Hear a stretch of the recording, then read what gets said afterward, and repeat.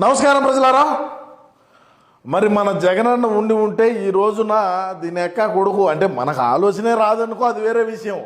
ఒకవేళ ఆలోచన వచ్చినా కూడా ఈడ బ్రహ్మాండంగా అంటే ఇది ప్రతి ఒక్క పేపర్కి ఇచ్చినారు. మనం తెరచడంలోనే ఆంధ్రజ్యోతి వచ్చింది అని అనుకోవచ్చు. పొద్దున్నే మా నాన్న నిద్రపోతా లేచాక ఫస్ట్ లేచాడనుకో పేపర్ ఒకవేళ లండన్లో కూడా చెప్పుంటారు ఎవరో ఒకరు, ఒరే లేదు స్వామి లేరా స్వామి కూటమి ప్రభుత్వం వాళ్ళు చేసిన పని చూసామని. సరే అన్న రియాక్షనే మన రియాక్షన్ కదవా. సరే ఏందని చెప్పి చూస్తే ఏడ చూడండి, ఏడేమీ లేదు.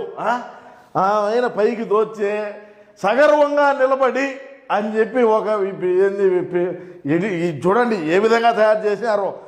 వేసారు పర్ఫార్మెన్స్లో ఫస్ట్ 10th రిజల్ట్స్లో బెస్ట్ అని చెప్పి షైనింగ్ స్టార్స్కు అభినందనలు, టీచర్లు సిబ్బందికి ధన్యవాదాలు, అమ్మల శిక్షణ నాన్నల రక్షణ స్నేహపూర్వక బోధన, ప్రభుత్వ బడుల్లో పిల్లలను చేర్చండి, వారి బంగారు భవితకు బాటలు వేయండి అని చెప్పి పెట్టి 10వ తరగతి పరీక్షలో మంచి మార్కులు వచ్చినటువంటి విద్యార్థుల ఫోటోలు, వాళ్ళు ఏ బడుల్లో జరుగుతున్నారు వాళ్ళ పేర్లు వేసి మరి పేపర్ ప్రకటన ఇచ్చినారు. ఎక్కడైనా సరే భారతదేశ చరిత్రలో ఇది ఏడైనా ఉన్నదా? ఏ ప్రభుత్వం అయినా తీసుకునిందా?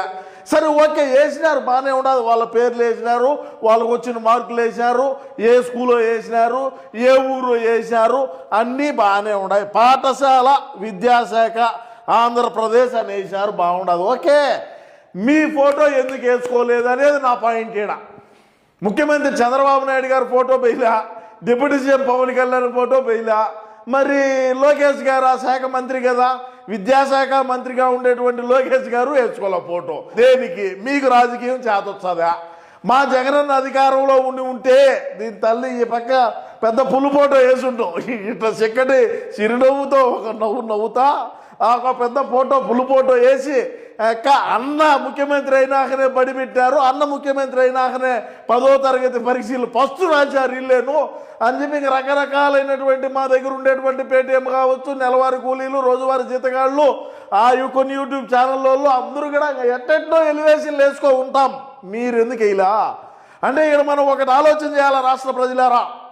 మనం జగనన్న మన అన్న ముఖ్యమంత్రిగా ఉన్న రోజుల్లో ప్రభుత్వ స్కూళ్ళకి ఇచ్చేటువంటి ఏదైతే బుక్కులు ఉంటాయో వాటి మీద కూడా అన్నబొమ్మ ఉండేది, బ్యాగుల మీద అన్నబొమ్మ, బెల్ట్ మీద అన్నబొమ్మ, మరి అదేవిధంగా సాక్షి మీద వేస్తే ఆ వాసన పిలుచుకోలేడేమో సాక్షి మీద వేయలా, మరి అదేవిధంగా చిన్నపిల్లకాయలు తినేటువంటి చిక్కీ మీద అన్నబొమ్మే ఉండింది, మరి పిల్లలకి ఇచ్చేటువంటి పాల ప్యాకెట్ల మీదే అన్నబొమ్మ ఉండింది.